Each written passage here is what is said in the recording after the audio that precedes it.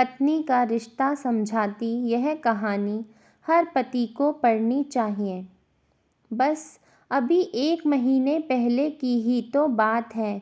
घर के पिछले भाग में माटी डालने का और प्लांट्स लगाने का काम श्याम और नैना इन पति पत्नी के जोड़े को दिया था। पहले दिन दोनों आए, दोनों ने खूब अच्छा काम किया। दूसरे दिन सिर्फ श्याम आया, शायद नैना बीमार होगी। उस दिन दोपहर में मेरे साथ खाना खाने के लिए मैंने श्याम को बहुत आग्रह किया। कई बार उसे कहा कि मेरे साथ खाना खा लो, लेकिन वह माना ही नहीं। वह बोला नैना नाराज़ हो जाएगी। मैं बोला अरे श्याम, तुम कितना डरते हो अपनी बीवी से। वह बोला मैं नहीं डरता साहब, कदर करता हूँ उसकी, सम्मान करता हूँ उसका। मुझे उसके शब्दों पर हंसना आ गया। मैंने उससे कहा अरे क्या रखा है उसमें, ना रंग है ना रूप है, फिर क्यों इतना उसके पीछे पीछे भागता है। वह बोला कोई फ़र्क नहीं पड़ता साहब, रंग हो या ना हो, रूप हो या ना हो, लेकिन फिर भी वही मुझे जग में सबसे प्यारी लगती है। मैं बोला तू तो पूरा जोरू का गुलाम लगता है। क्या तुझे अपनी पत्नी के अलावा बाकी रिश्ते महत्वपूर्ण नहीं लगते? उसने शांति से जवाब दिया देखिए साहब, माँ बाप तो भगवान होते हैं, तो उनकी पूजा करनी चाहिए। भाई बहन का रिश्ता तो जन्मजात होता है और दोस्ती का नाता तो सिर्फ काम या मतलब के लिए होता है और बाकी के सारे संबंधी मतलब के लिए ही होते हैं। अब देखिए, जैसे कि आपका और मेरा नाता भी काम और पैसे का ही है ना, लेकिन साहब पत्नी हमारी कोई नज़दीकी रिश्तेदार तो होती नहीं है।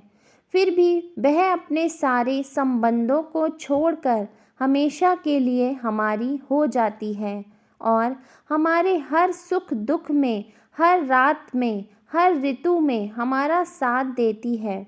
आप मानो या ना मानो, पत्नी सिर्फ एक रिश्ता नहीं है, वो कई रिश्तों का भंडार है। जब वह हमारी हर इच्छा पूरी करती है, हमारी देखभाल करती है, हमको लाड़ लड़ाती है, तब वह किसी माँ की भूमिका निभा रही होती है।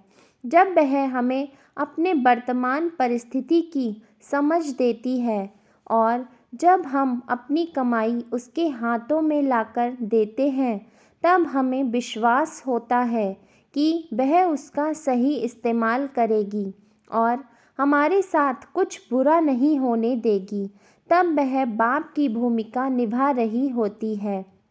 जब हमारे बारे में चिंतित होती है और जब वह हमें हमारी गलतियों को बताकर उसे सुधारने का मौका देती है, तब वह किसी बहन की भूमिका में होती है। जब वह हमें अपनी नई नई इच्छाएं बताती है, हमसे किसी चीज़ की मांग करती है, नखरे करती है, रूठती है, ज़िद करती है, तब वह किसी बेटी जैसी होती है। जब वह हमें कुछ नया सिखाती है, हमसे झगड़ती है, तब वह किसी दोस्त की तरह होती है। जब वह हमारे घर की और हमारे रिश्तेदारों की सबकी जिम्मेदारी अपने सिर पर उठाती है, तब वह मालकिन होती है। सबसे ज़रूरी, जब वह सारी दुनिया को और यहाँ तक कि अपने बच्चों को छोड़कर भी जब हमारी बाहों में आती है, तो वह हमारी पत्नी, हमारी प्रेमिका, हमारी अर्धांगिनी बनती है। अब आप ही बताइए साहब, अगर मैं उसकी इज़्ज़त करता हूँ, उसकी कदर करता हूँ, तो क्या मैं कोई गलत काम करता हूँ? और वैसे भी पत्नी सिर्फ अपने पति के लिए अपना घर छोड़कर अनजाने घर आती है और बाकी के रिश्ते तो परिस्थिति के हिसाब से निभा जाती है। देखिए साहब, मैं ज़्यादा पढ़ा लिखा तो नहीं हूँ, लेकिन ज़िंदगी ने मुझे इतना ज़रूर सिखाया है कि रिश्तों का मतलब एक दूसरे की कमियों को पूरा करना होता है।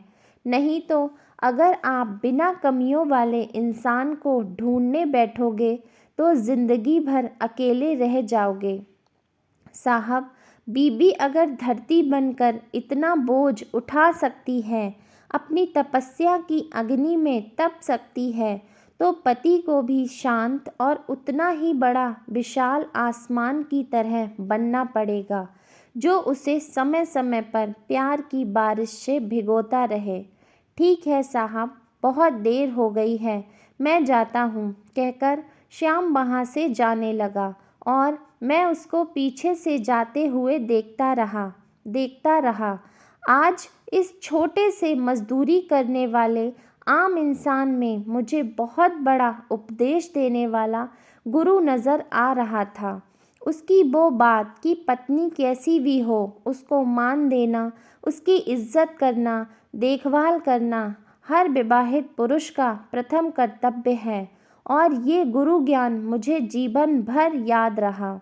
उम्मीद है इस कहानी ने आपके दिल में अपने जीवन साथी का स्थान और भी ज़्यादा मजबूत कर दिया होगा। दोस्तों, आपको यह कहानी कैसी लगी हमें कमेंट करके ज़रूर बताइए। ऐसी ही और कहानियों के लिए हमारे चैनल को सब्सक्राइब कीजिए।